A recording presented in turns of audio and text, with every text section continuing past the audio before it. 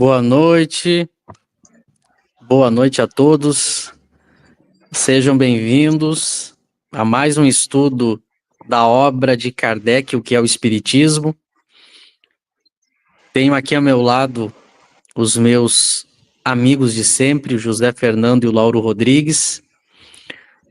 Como todos já sabem, hoje é o nosso estudo de número 14. Estamos estudando essa importante obra introdutória ao Espiritismo que Kardec escreveu com esse objetivo, chamada O que é o Espiritismo.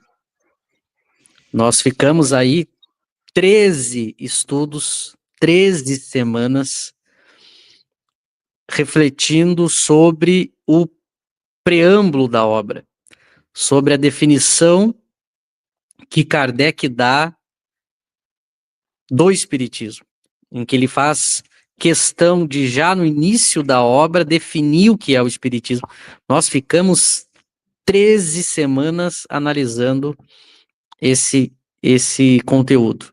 Hoje vamos finalmente iniciar o primeiro diálogo de Kardec. Lembrando que Kardec, nesta edição definitiva do que é o Espiritismo, ele estabeleceu 3 diálogos. O diálogo com o crítico, com o cético e com o padre. Então é uma obra em forma de diálogo, né? O visitante questiona Kardec e Kardec responde às questões, às objeções, às falas, seja do crítico, seja do cético, seja do padre. A gente vai iniciar então pelo crítico.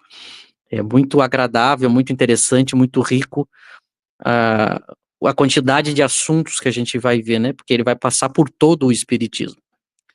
Então, gostaria de dar as boas-vindas a todos, pedir que curtam o nosso vídeo, se inscrevam no canal do KardecTube, também nos canais do Lauro e do José, nos sigam nas demais redes sociais e aproveitem o chat para comentar, tirar dúvidas, que isso também enriquece. Antes de iniciar propriamente a leitura e a rodada aí de comentários, eu passo para o José e o Lauro darem as boas-vindas a todos. Boa noite, Michel. Boa noite, Lauro. Vocês me ouvem bem, né? É muito bom estar aqui novamente. Hoje, finalmente, entraremos no primeiro diálogo crítico, né? Como o Michel já adiantou. Esse primeiro capítulo do que é o Espiritismo, ele é dividido em 3 diálogos, né? O crítico, o cético e o padre. Então, Kardec vai... o crítico é, de fato, o opositor, né? Aquele que quer combater o Espiritismo. O cético, ele duvida dos fenômenos e aí vai fazer vários questionamentos. E o padre vai fazer também questionamentos do ponto de vista religioso, né? Mais filosóficos com relação à doutrina da igreja, etc. Então, esse primeiro diálogo é fundamental. Kardec dá uma aula de lógica, de ponderação, de uso da razão, realmente de sabedoria, né? Para resumir, de sabedoria. É muito interessante esse diálogo e faz jus, esses diálogos, eles, de fato, eles fazem jus ao objetivo de Kardec, que é introduzir o Espiritismo, né? E fazer o que ele pretende, que ele expôs ali no preâmbulo, que é responder as principais objeções e dar um quadro geral da doutrina. Ele faz exatamente isso, né? Então, todos vamos ler agora juntos. Vamos nessa jornada aí para iniciar o diálogo do crítico. Então é isso, a gente conta com os comentários e damos boa noite a todos. Boa noite, Michel, boa noite, José, boa noite a todos do chat. Bom, mais uma vez, estar aqui com vocês todos, né, com todos, para o estudo dessa obra. E o que é interessante, aquilo que o Michel acabou de dizer, é agradável a leitura, porque esse modelo usado por Kardec, né, nesse capítulo primeiro, Pequena Conferência Espírita, esse formato de diálogos, E isso é muito agradável. Né? Nós temos duas obras, claro, além de o próprio Platão produzir isso, né? Eu vou isso com muito mais competência do que eu. Mas aqui, atualmente, nós temos duas obras que têm esse formato, que é muito agradável de ler, que são as obras Espíritos e Cosmos Máximos, que é Matéria, e Espíritos e os Homens, que vai nesse formato, e, como eu disse, a expandendo, né, como foi usado. E Kardec fez isso muito bem. Então, que tenhamos aí um bom estudo. Michel.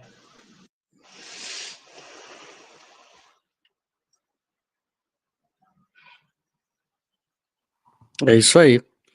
Vamos para o texto. Depois a gente vê algumas questões aí que o pessoal já está fazendo. Vamos analisar, então, o início.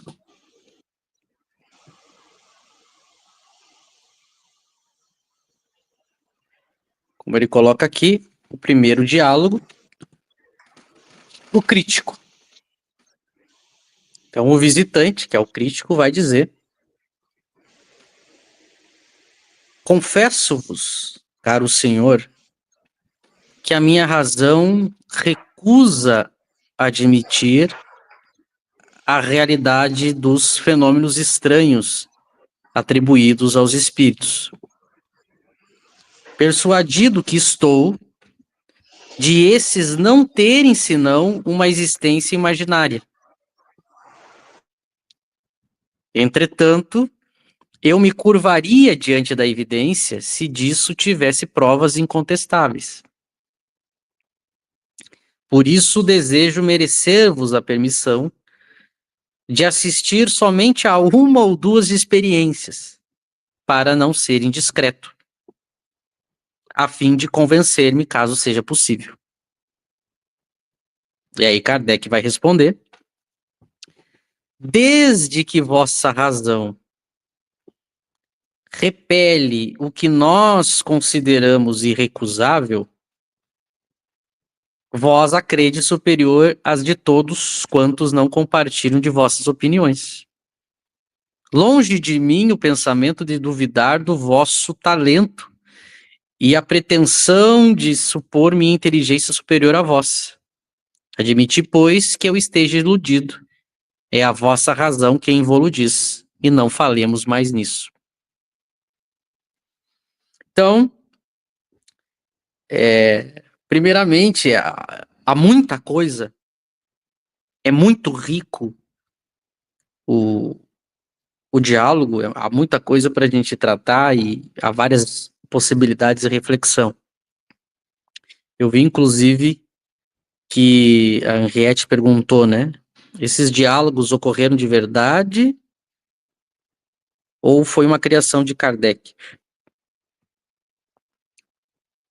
A gente tem duas informações. A primeira é que Kardec recebia visitas de diversas pessoas que iam conversar com ele.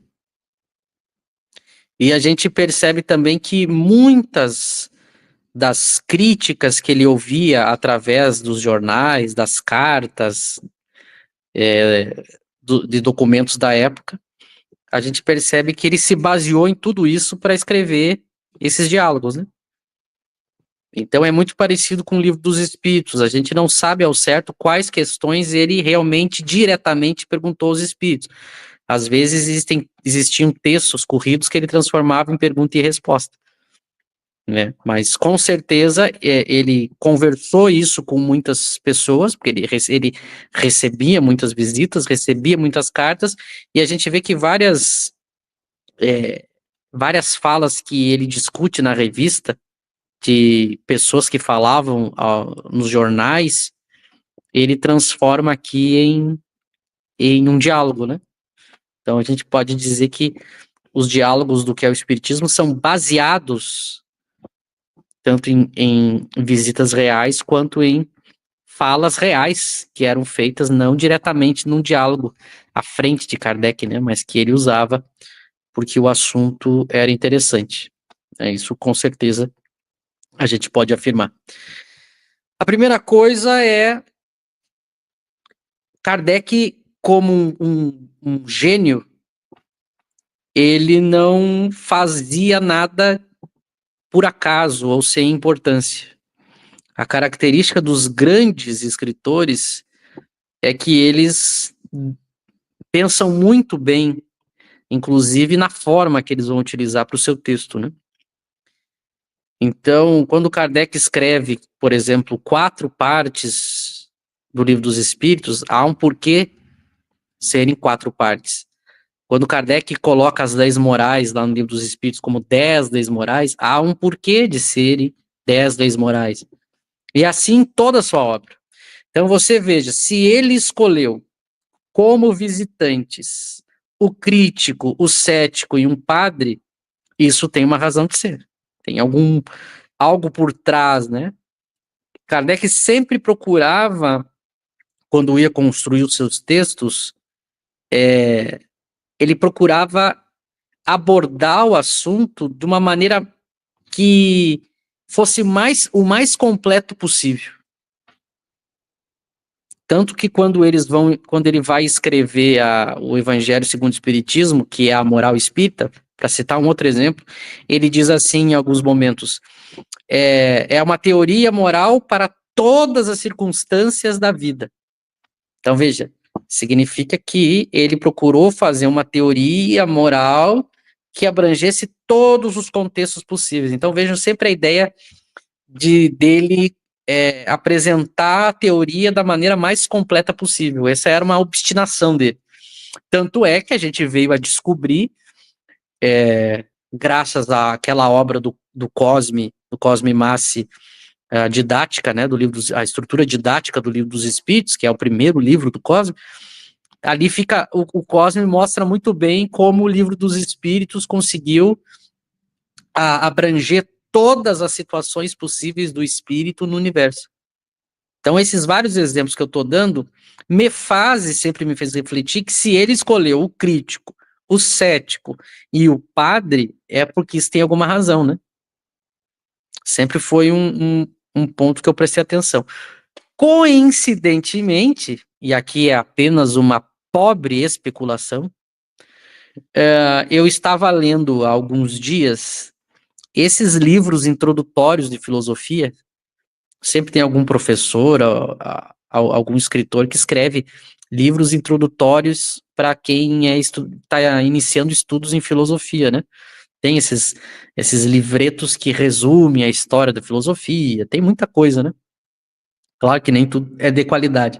Mas deu uma coincidência ali que eu não sei se isso tem a ver, mas que me chamou a atenção, que é uma obra que não tem nada a ver com Kardec, com o Espiritismo. Mas o autor diz o seguinte, ele está analisando a questão da crença, da questão do conhecimento, né, sobre a possibilidade, que uma das coisas que a filosofia discute é se é possível conhecer a verdade ou não, se é possível ou não construir conhecimento, se é possível, existem limites para esse conhecimento, existem limites para conhecer a verdade, são discussões filosóficas. E, coincidentemente, esse autor, ele faz uma divisão didática em que ele diz que eu tenho 3 situações possíveis nessa discussão. Ele diz que ou eu sou um cético, é aquele que acredita que não é possível o conhecimento, ou não é possível saber a verdade. A outra possibilidade que ele coloca é o dogmático, que é aquele que acredita que é possível a gente fazer conhecimento e acessar a verdade. E ele fala que eu tenho o chamado cético radical e eu tenho o dogmático radical. E eu tenho entre esses dois aquele que é o crítico. Ou seja, eu tenho o cético que é crítico e eu tenho o dogmático que é crítico. E mais ou menos nas palavras desse professor, ele vai dizendo que o cético crítico, ele acredita que há limitações, por isso a postura de crítico, então ele nem acredita que é totalmente impossível, mas ele acha que há sérias limitações, e há também o dogmático, que é aquele que acredita que alcança a verdade e eu tenho o dogmático crítico, que é aquele que ele acredita que é possível ter um certo acesso à verdade, mas não de maneira absoluta. Então, coincidentemente, ele deu uma divisão didática que é muito parecido com a ideia aqui de Kardec. Kardec vai dialogar com o cético, vai dialogar com o padre, que é o dogmático, e eu tenho o crítico. Pode ser que isso não tenha nada a ver, seja só uma montagem didática forçada, né? Mas me chamou a atenção essa coincidência, não sei. Mas, de qualquer maneira, pode ser que tenha algum sentido, né? Mas não lembro de nenhum texto próprio de Kardec explicando por que esses três, né?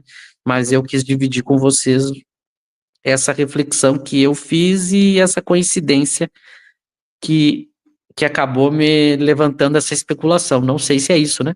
É só para compartilhar mesmo, porque tem como intuito pensar sobre isso.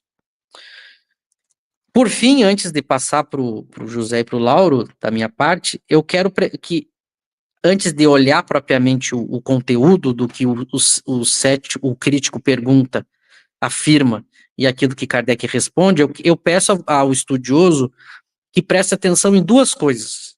A primeira, a postura de Kardec. Prestem atenção na postura de Kardec, no comportamento de Kardec durante esses diálogos, porque isso vai nos chamar muita atenção. Por que eu digo isso? Vocês devem ter acompanhado há alguns meses, o movimento espírita entrou numa discussão sobre a questão de atrair novos adeptos, fazer novos adeptos, atrair pessoas, crescer enquanto movimento espírita, já que os dados do IBGE que saíram revelaram que o movimento espírita estaria diminuindo. O movimento espírita, então, entrou numa discussão gigantesca sobre esse assunto. E, curiosamente, a gente tem muito a aprender com Kardec sobre isso. E é engraçado que todas as pessoas que resolveram opinar na época sobre a questão de como fazer o movimento espírita crescer, as pessoas não citavam Kardec. O principal autor do espiritismo não era citado. Mas a gente vai ver que há muita coisa a aprender com ele sobre essa preocupação de atrair ou não e como se comportar com aquele que pode ou não ser um futuro adepto. Então prestemos atenção em como Kardec se comporta, como ele responde, como ele age, porque aparentemente, quando a gente tem um costume com o movimento espírita e a gente vê como Kardec vai agir, soa estranho. Vocês vão perceber que soa estranho a postura de Kardec. São comportamentos diferentes como o movimento espírita tenta agir no diálogo com as pessoas e como Kardec dialogava. E isso serve para a gente refletir por que Kardec se comporta dessa maneira. E aí a gente vai entendendo, refletindo por trás da aparência, por que ele fez melhor e por que ele teve mais sucesso. Então esse é um ponto que eu gostaria que todos prestassem atenção. Por fim, para concluir essa minha longa fala e passar para o José e para o Lauro, para tratar propriamente do texto, a resposta que Kardec dá aqui, nessa primeira questão, ela está diferente no francês. Então, se vocês prestarem atenção, diz assim na tradução que está aqui: desde que vossa razão repele o que nós consideramos irrecusável, no francês não está assim. Kardec não usa a palavra repele, ele usa a palavra recusa, que é a mesma que o crítico usa. Vejam por que isso é importante. Kardec usa a mesma linguagem na pergunta e na resposta, porque assim fica mais fácil para a gente entender do que ele está se referindo. Lembra que lá na pergunta, se o Lauro subir um pouquinho, o crítico diz assim: confesso-vos, caro senhor, que a minha razão recusa. E aí embaixo o tradutor quis usar o sinônimo, né? Desde que vossa razão repele. Mas no francês ele usa a mesma palavra nas duas. Refuse, que é o francês, né? Recusa. Isso é importante. Depois vem algo mais importante ainda, porque aí não é uma questão de sinônimo. O tradutor colocou assim, ó, o que nós consideramos irrecusável. Ele diz no francês o que nós vemos, aí pode ser consideramos, como fatos adquiridos. Ele não usa em nenhum momento irrecusável. Primeiro que ele cita a palavra fatos, que aqui o tradutor não colocou, porque se refere ao que o crítico está falando lá em cima. O crítico diz, minha razão recusa admitir a realidade dos fenômenos. Então está se tratando da recusa dos fenômenos enquanto fenômenos. E Kardec usa o mesmo linguajar embaixo e diz, desde que vossa razão recusa o que nós vemos como fatos adquiridos, então ele não usa em nenhum momento consideramos irrecusável. A palavra irrecusável não é usada por Kardec. E é usado fatos adquiridos. Considerar fatos adquiridos e considerar irrecusável são coisas diferentes. Porque eu posso recusar algo como um fato. Isso é possível do ponto de vista filosófico. Eu posso observar, pegar a narrativa de algo e mostrar que esse algo não se constitui um fato real. Ele pode ser recusado. Ele pode ser recusado. Aí Kardec diz fatos adquiridos. O adquiridos é muito importante, porque mostra que ele recolheu. Não se trata apenas de uma observação de Kardec, é algo que foi recolhido, adquirido através de um trabalho, o que vai reforçar ainda mais a ideia de que é um fato, já que a ideia do crítico é justamente discutir que não é um fato, que é apenas algo da imaginação.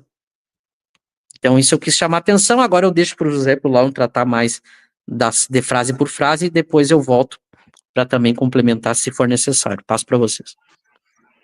Então, Michel, eu só ia te perguntar, você acha que perde muito em sentido essa questão da tradução?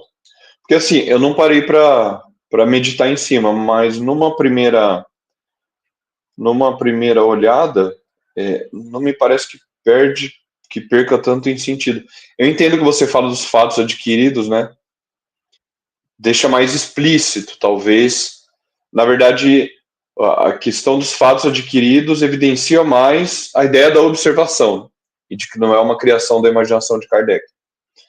Mas se for olhar de maneira geral, não sei. Me parece que o irrecusável não tem uma perda tão grande, né? É a impressão que eu fiquei. Mas eu não sei se acha que perde muito em sentido.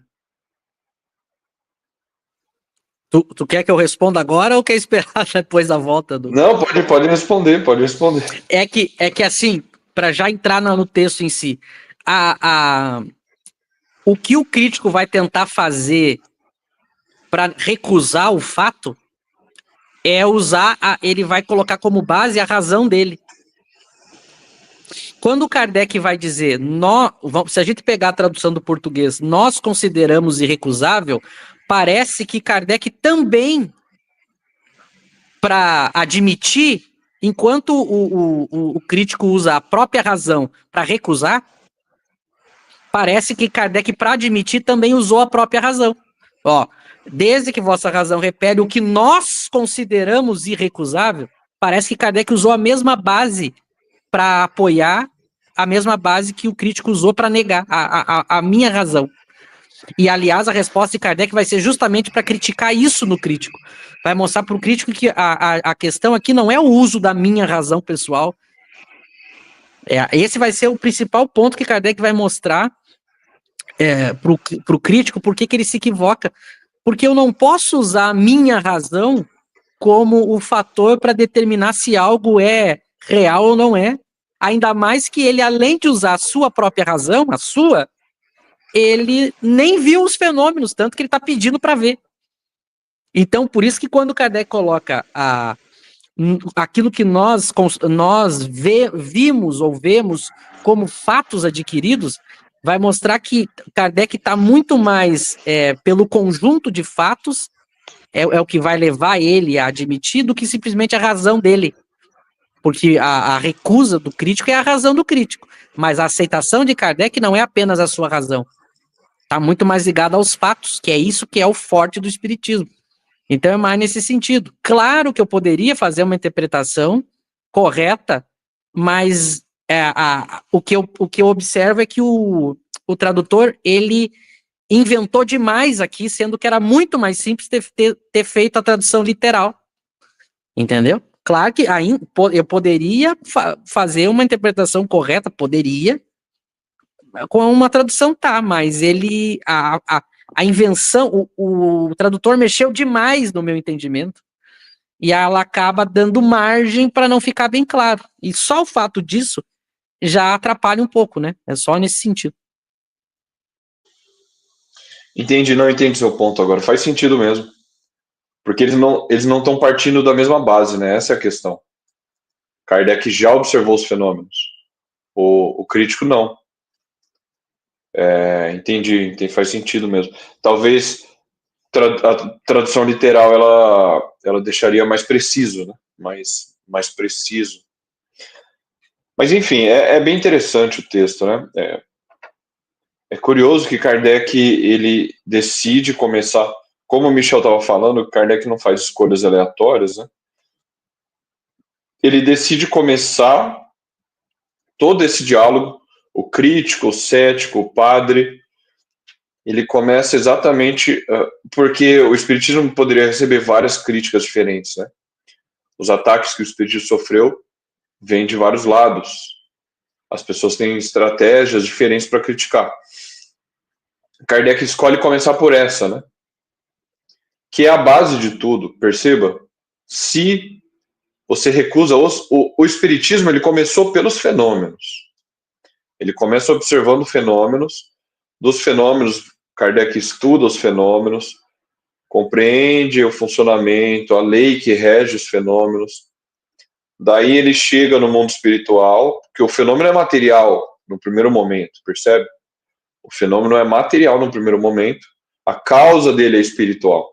E aí você chega na causa, nos espíritos, chega na existência de um mundo espiritual, chega na existência de Deus e assim por diante. Então a base de tudo são os fenômenos.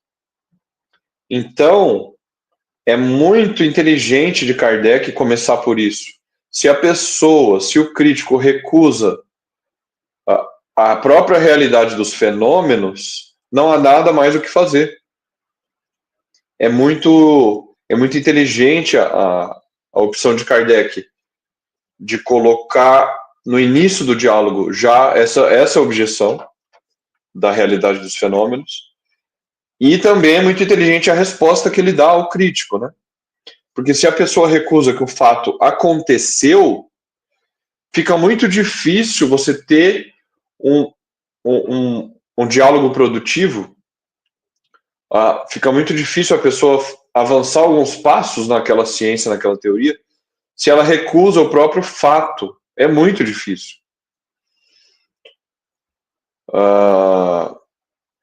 É por isso que pessoas que acreditam que a Terra é plana e pessoas que acreditam que a Terra é esférica, elas nunca vão ter um diálogo, não é no mesmo nível.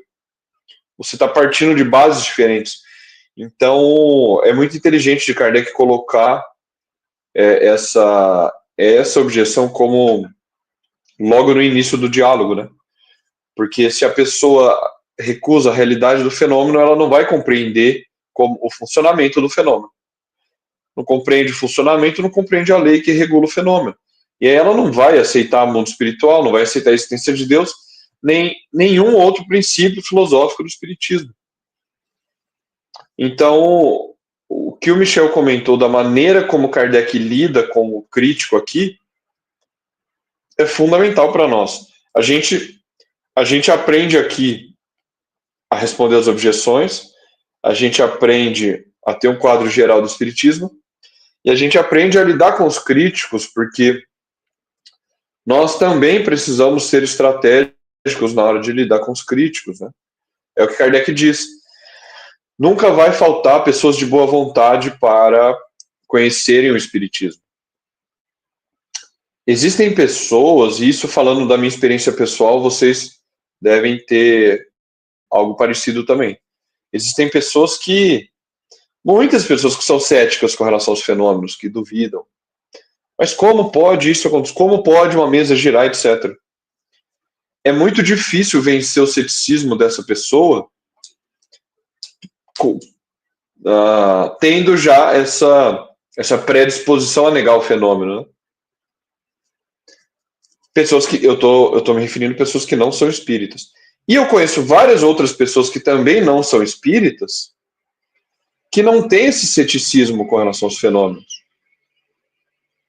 Ou porque intuitivamente, por uma intuição, algo íntimo, a pessoa, no fundo, ela acha que aquilo é possível, ela crê que seja real, ela já tem uma crença intuitiva na alma, ela já tem uma crença intuitiva no mundo espiritual, etc. Ou porque ela já teve contato, ela já teve experiências pessoais, às vezes a pessoa é médium, ou existem médiums próximos a ela, amigos, familiares, e aí a pessoa, ela não duvida, ela acredita, ela fala, não, eu acho que sim, é possível, embora ela não seja espírita, ela não vá atrás. Então, isso serve também de lição para nós espíritas em fazer a leitura, fazer a compreensão do seu interlocutor, com quem você está dialogando. E a resposta de Kardec, que recusa o pedido do crítico, né, é muito interessante, porque ela é surpreendente. O que a gente esperaria aqui? Kardec vai dizer, não, peraí, você duvida dos fenômenos? Então deixa eu te falar, aconteceu isso e... Porque a gente tem uma crença, às vezes ingênua, que as pessoas, elas mudam de opinião ante as evidências. Que é exatamente o que o crítico está falando aqui. Se tiver evidências, eu acredito. Mas Kardec já percebeu que ele tem um preconceito, uma ideia preconcebida. E a gente aprende, às vezes na dor, às vezes só pela sabedoria de conhecer a alma humana, que muitas pessoas, elas não mudam a sua visão mesmo ante a principal evidência. Mesmo ante as evidências. O ser humano é assim. Pode aparecer o espírito da avó do cara que morreu na frente dele. Ele vai falar que... não, preciso ir no hospital, estou tendo alucinação, vou no psiquiatra. Não adianta, o espírito pode dar um tapa na cara dele, pode ter um fenômeno de aparição tangível ali. Se a pessoa não quer crer, ela não vai acreditar. E isso não é uma coisa religiosa, é na ciência. As pessoas podem criar argumentos céticos para combater qualquer teoria científica.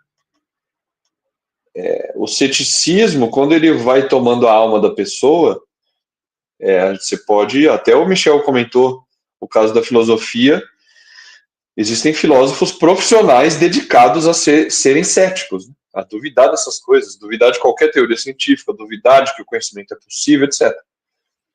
Então, mas voltando aqui ao caso não do filósofo profissional, mas da pessoa comum, muitas pessoas elas não creem, porque não, por uma série de razões, aí a gente até por interesse pessoal, que vai ser o caso do crítico, né? Ele tem um interesse, porque a gente vai ver na frente que ele vai publicar uma obra combatendo o espiritismo. Então ele tem interesse que a obra seja vendida, às vezes por interesse pessoal, às vezes por mero orgulho, ou por um ceticismo muito arraigado na alma da pessoa. São várias as razões, né? A pessoa realmente ela não dá o braço a torcer. Então é muito interessante a resposta de Kardec. Não, você não vai participar e bola para frente. Vamos para a próxima, vamos convencer outras pessoas, né? E ele segue conversando com o crítico.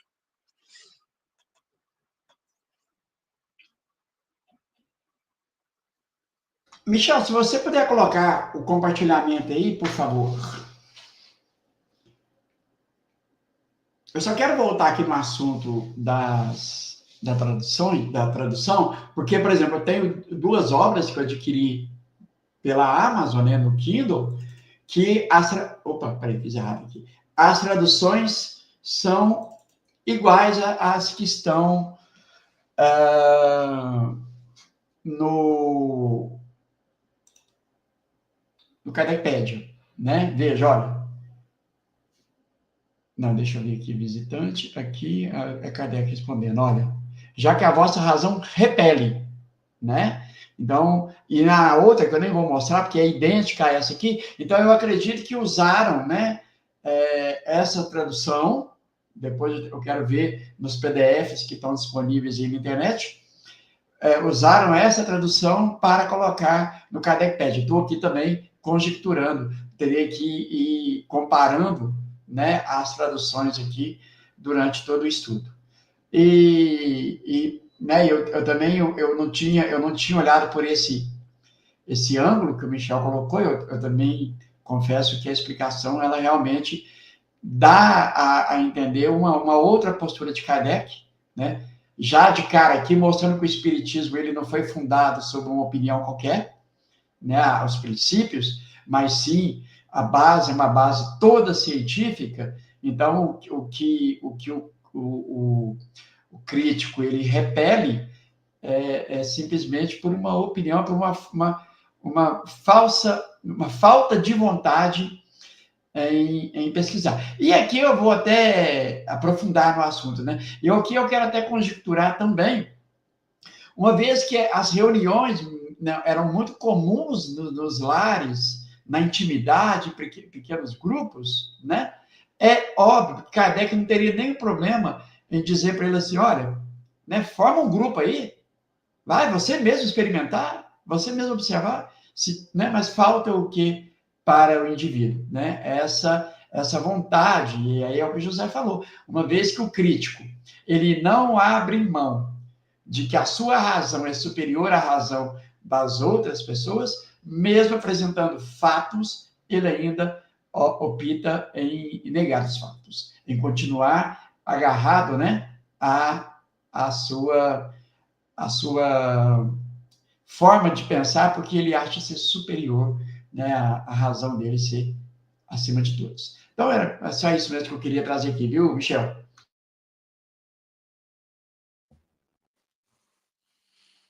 Vocês vejam como uma questão do primeiro diálogo, a gente já pode botar muita coisa à mesa, né? Na mesa para pensar. Mas então, alguns pontos para colaborar com essa primeira questão que a gente tem que entender ao ler o que Kardec está mostrando aí, e que depois vocês vão ver no decorrer da continuação do diálogo, como isso vai fazendo sentido. Um dos pontos quando os fenômenos espíritas acabam virando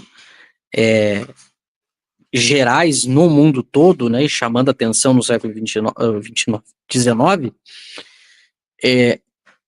Kardec vai fazer no início do Livro dos Espíritos, ou seja, da primeira obra, Kardec vai fazer a partir do item 3 até o item 5, o item 3, 4 e 5 da introdução ao estudo da doutrina espírita, que está no início do Livro dos Espíritos, Kardec faz um histórico dos fenômenos.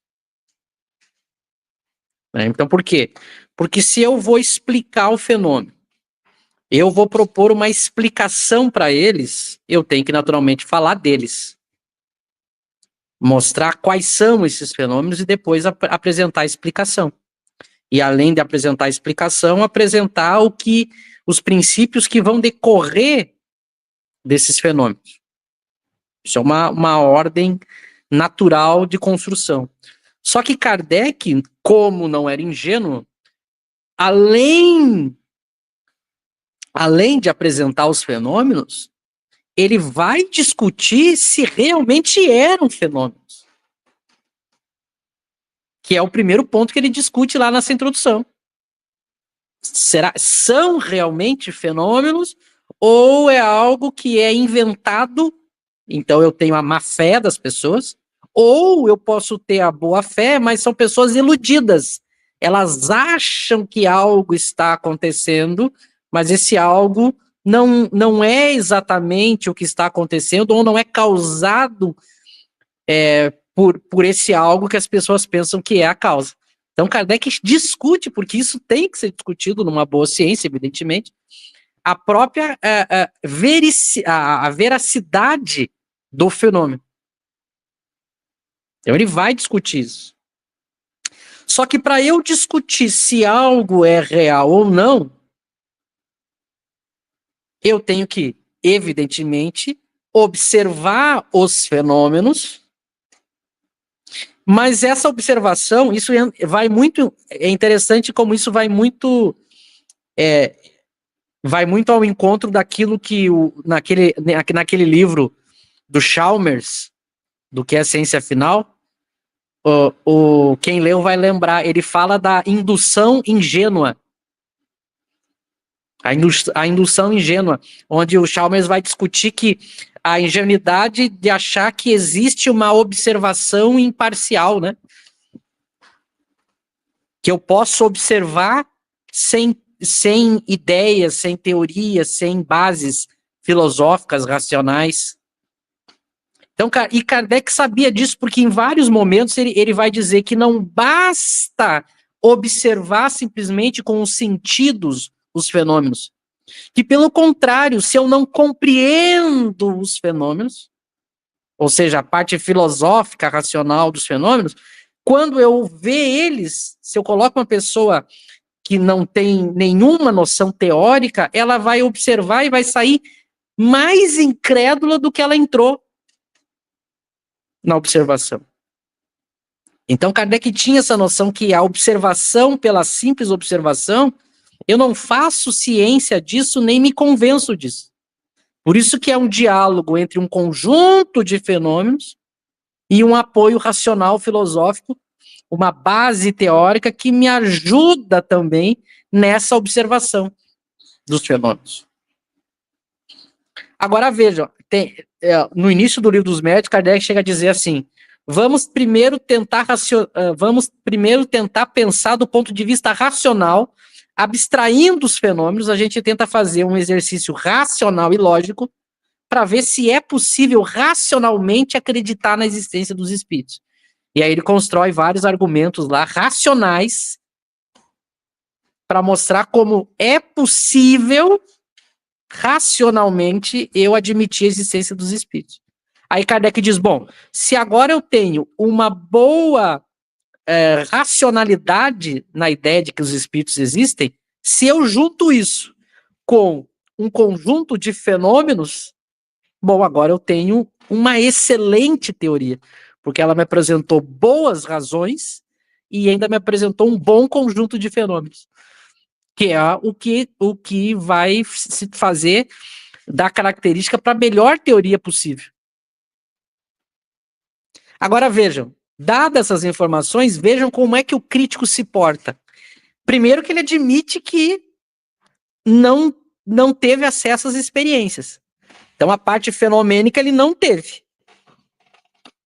Porque ele está pedindo para Kardec que ele quer ter acesso ele chega a dizer, né, a uma ou duas experiências, e isso é bem como está no francês, ele chega a dizer uma ou duas experiências para ver se ele se convence. Então ele está admitindo que não teve acesso às experiências. Mas do ponto de vista racional, ele já recusa a possibilidade de admitir que poderiam aqueles fenômenos serem realmente a manifestação dos espíritos. Então ele já tomou uma posição do ponto de vista lógico. E ele acha que para mudar essa posição, ele quer ter acesso a uma ou duas experiências.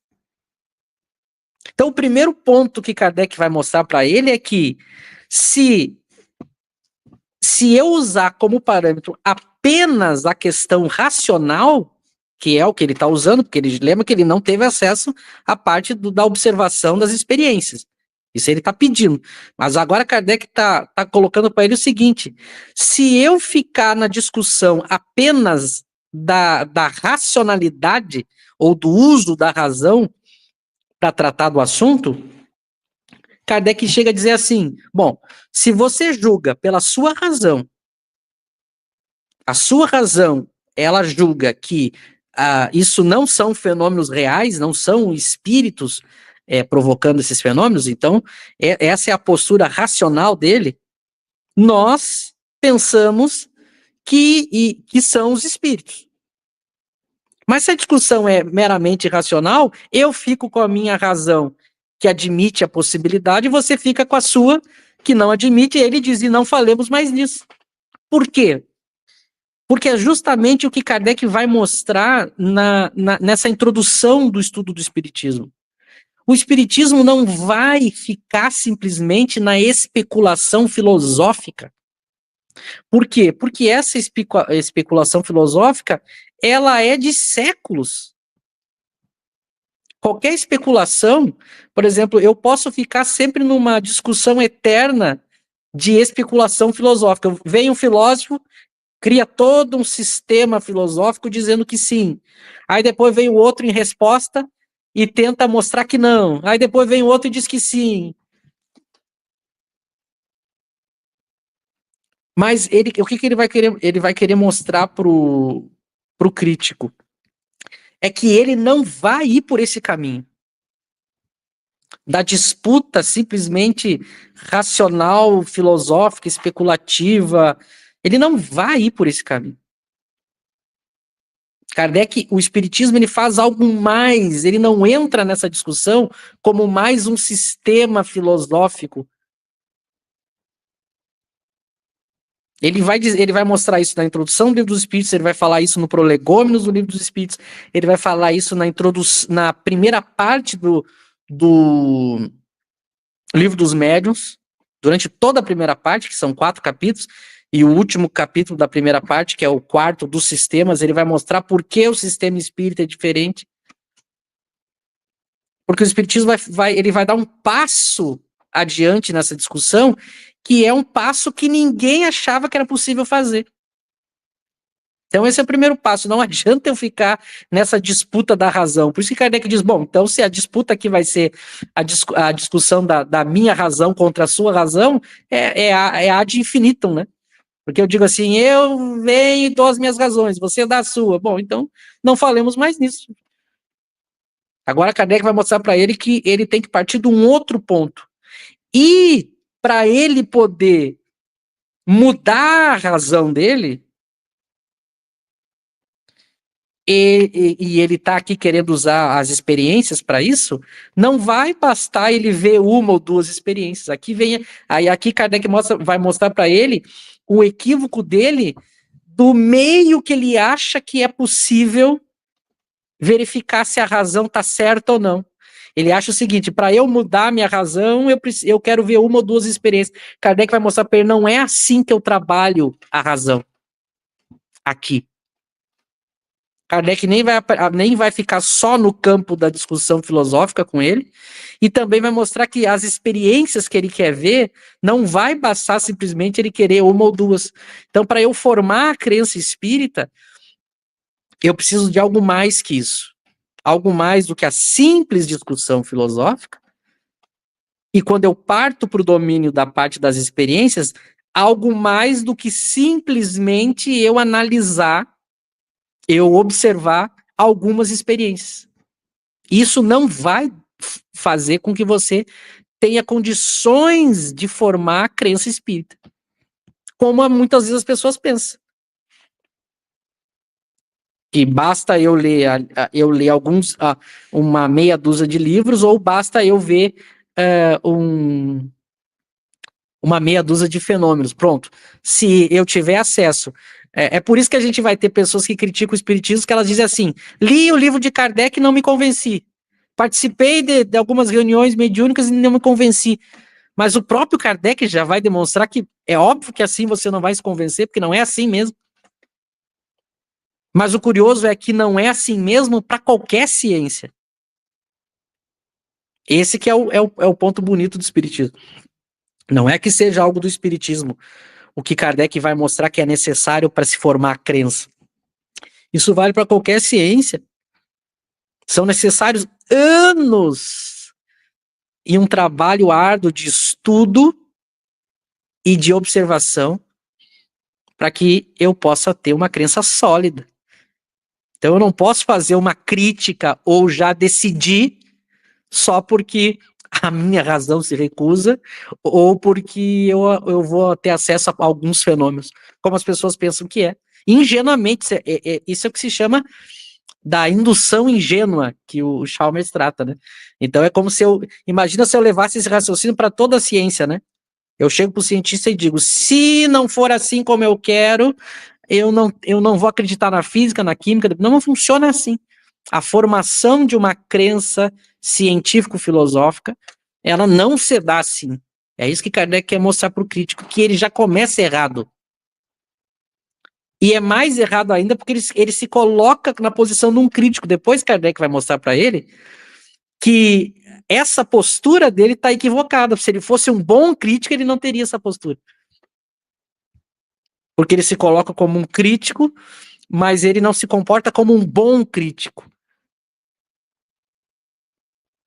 Além de não entender o que é necessário para formar opinião, como crítico ele está falhando na maneira como ele se comporta. É isso que Kardec vai ir desconstruindo e mostrando para ele. Então a primeira já para concluir, passar para vocês, num primeiro momento causa uma certa estranheza, parece um Kardec antipático, parece um Kardec com má vontade, mas quando você começa a olhar com o tempo, repetidas vezes, o que Kardec está fazendo, aí você vai, mas peraí, o que ele está querendo mostrar aqui? O que ele está querendo mostrar dessa maneira como ele vai se portando? E a gente vê que vai ficar mais claro isso no decorrer das questões. Porque o crítico vai falar sobre escrever uma obra contra o espiritismo, ele vai insistir que ele quer participar das sessões e Kardec vai explicar para ele por que as sessões não são públicas. Então é muito interessante a construção que ele vai fazendo. E no meu entender, toda vez que a gente vai tirando tudo isso do texto, a gente vai vendo, meu Deus, a capacidade que Kardec tinha de atacar por todos os lados e não deixar margem, e não deixar assim, é impressionante como o que ele faz é realmente a ideia do que o melhor possível que foi feito em termos de teoria para explicar esse conjunto de fenômenos. Porque quando você pega qualquer um, seja o a favor ou o contra, ele não consegue ter a qualidade, profundidade e abrangência que Kardec teve para de todos os pontos ele atacar a questão, né? Passo para vocês. Eu queria só comentar sobre o livro que o Michel falou. Eu tô com ele aqui, né? Olha lá, o que é o Espiritismo? O que é ciência afinal? Tem até essa semelhança, né? Que é uma pergunta também, o título da obra é uma pergunta. Esse livro aqui, gente, o conhecimento desse livro, pelo menos, eu devo ao Cosme, né? Ele ajudou a divulgar esse livro entre os espíritas aí que se interessam por esse tema.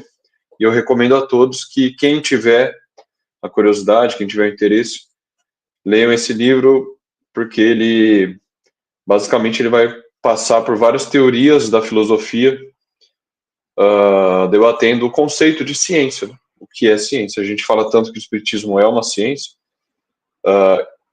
e esse livro vai tratar disso, é muito bom. Ele resume, em vários capítulos, ele resume quase todas as principais teorias do século XX, né? Na filosofia sobre o conceito de ciência. E a gente vai perceber que Kardec, aqui no século XIX, está adiantando algumas discussões.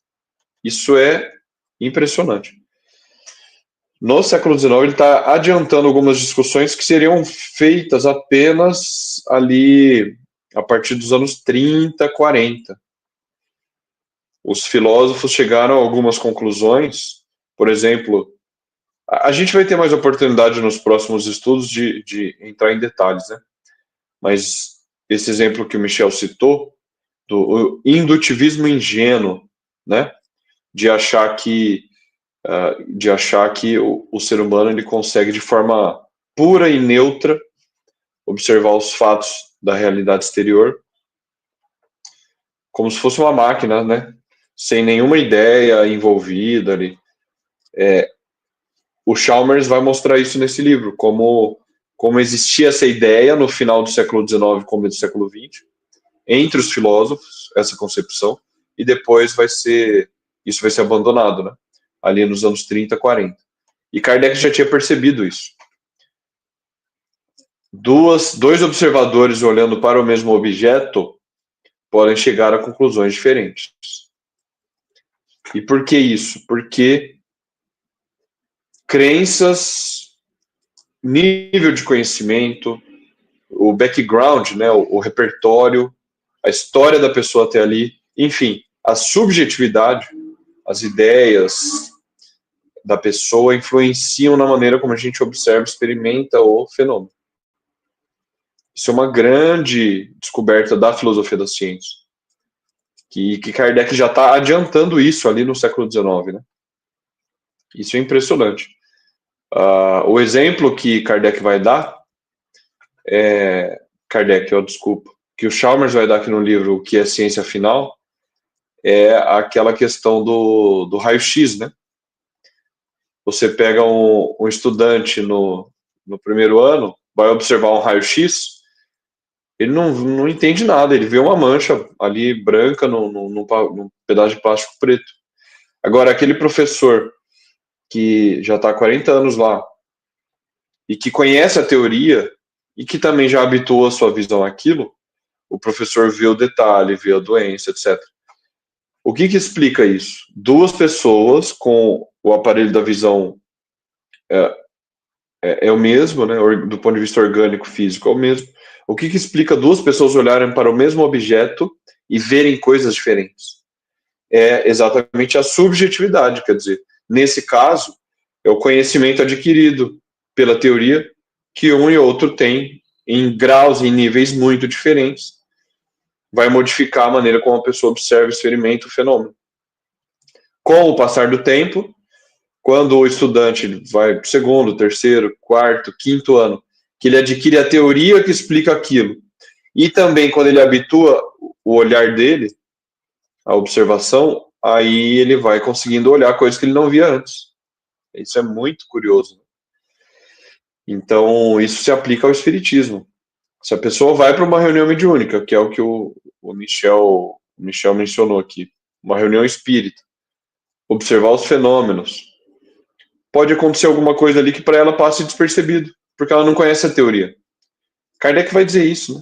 Agora, se ela conhece a teoria, o menor fato significa muito para ela. Isso é absolutamente presente na ciência, o tempo todo. Isso é absolutamente presente. Basta que a gente olhe para o céu.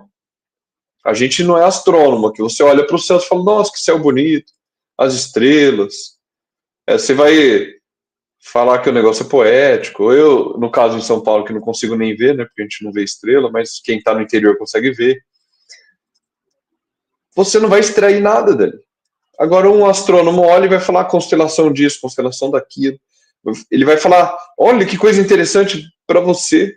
Se ele não te explica a teoria por trás, não faz nenhum sentido. Então, isso é fantástico, que Kardec percebe e que também está nesse livro aqui. Quem puder ler, tiver tempo, né, e disposição, é bem interessante. Falei bastante, Lauro, comenta aí, porque estamos chegando no final, né? Não, e é por isso que muitas das vezes, na maioria das vezes, né, era regra, né, para a sociedade espírita, a admissão de alguém para uma reunião, ela tinha de ter um conhecimento, né, mesmo que raso, dos princípios do Espiritismo. Como o próprio Kardec vai dizer no Livro dos Médiuns, não ia perder tempo em ter que ficar explicando para a pessoa, para o observador, aquilo que no primeiro momento ela poderia ter estudado, e aí você disse bem, né, o fenômeno passando aos olhos dela, ela poderia, né, aprender algo do fenômeno, porque ela já tem um conhecimento pré-adquirido, ou, né, de um estudo que ela fez. E isso se aplica talvez ao cético, né? A pessoa já vai com o sentimento de recusar. Vai para uma reunião, o que é que ela vai ver lá? Ela vai ver lá charlatanismo, ela vai ver pessoas falsificando, simulando, ela vai ver tudo, menos realmente algo que está acontecendo ali, que é um fenômeno, é algo real, mas que para ela, pelo simples fato da negação e o fato da ignorância do conhecimento, claro, que ela vai ser muito mais prejudicial a uma reunião do que benéfica, né? E também me lembro, na fala do Michel, sobre a questão da razão, dos fatos, o próprio Cristo, ele foi tentado assim, né? O sacerdócio fala para ele assim, já que tu é enviado de Deus, dá um sinal para a gente aí, ó. Prova que você é. E o Cristo, sabendo que ia ser uma perda de tempo, claro, não fez, né? Então, veja que essa questão do duvidar e que somente a minha razão é que é a única, isso aí sempre foi de todos os tempos, né? Bom, eu não sei como é que está o horário aqui, já está passado da hora, né? E tem alguém que precisa sair urgente. Pessoal, obrigado, Michel, obrigado, José, obrigado a galera aí do chat. E a gente se vê segunda-feira para o estudo do Livro dos Espíritos. Um abraço a todos. É isso aí. A gente a gente está construindo, né, um estudo. À medida que a gente for avançando nas questões, a gente vai retomando e aprofundando e deixando mais claro, né? Mas só para concluir como eu comecei, né? Lembra que eu falei da discussão do movimento espírita. Vejam que uma das conclusões que começam a aparecer é que o processo de construção de uma crença se dá pela ampliação do processo explicativo. Se você aumentar e melhorar o processo explicativo, você vai aumentar o nível da crença, a qualidade da crença e, consequentemente, o número dos crentes. Veja o caminho que Kardec vai seguir e que o movimento espírita, por não entender isso, fez o quê? Durante o século XX, não, vamos diminuir o nível da teoria, da explicação, vamos empobrecer, porque aí nós vamos atrair mais pessoas. Fez o processo contrário, achando que isso traria um crescimento, e não trouxe. E o movimento espírita não entende por quê. Com Kardec a gente vai entender por quê. Porque aquilo que não passa pelo processo explicativo da boa razão, da racionalidade, do entendimento, da boa observação, a pessoa não tem como crença sólida. Por isso que a pessoa vai embora. Agora, depois que ela entende, aí a questão é outra, né? Mas é isso, eu gostaria de agradecer ao José, agradecer ao Lauro, agradecer a todos que estavam aqui comentando e nos acompanhando. A gente vai continuar a partir da quarta que vem estudando essa maravilhosa obra de Kardec, né? Que todos tenham uma boa noite e um bom resto de semana. Até quarta que vem.